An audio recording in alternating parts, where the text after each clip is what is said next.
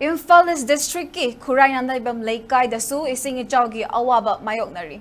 Imphal Turilgi Haikrumakong Mapada Torban Karakpadagi Khurai Nandaibam Laikai sa Langthonggi mafam kayada ising jensin laktuna yum kaya ising tumjun kiba amadi ichawgi awaba kaya mayoknari. Hiramasigi matangda SKTV ki news anchor Khundrakpam Sanatombi dagi pautam ama. Mati ay si ama na mo gi mati pang pa.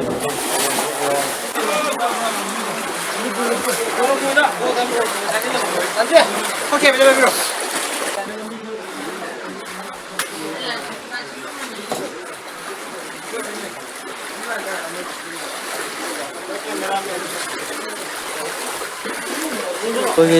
Unit 51 की technology ना मतलब पांगे को fighting commander ने adviser मजे मनिंग दिलाई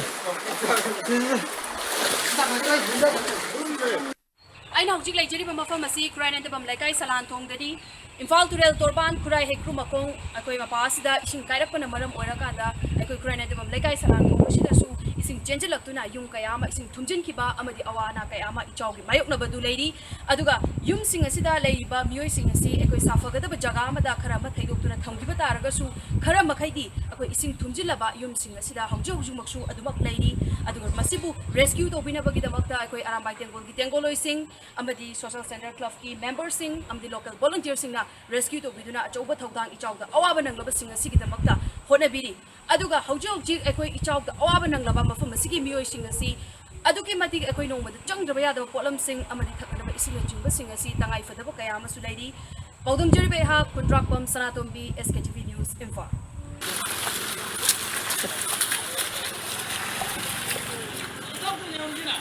여기다 누워야 아까까지 여기에 내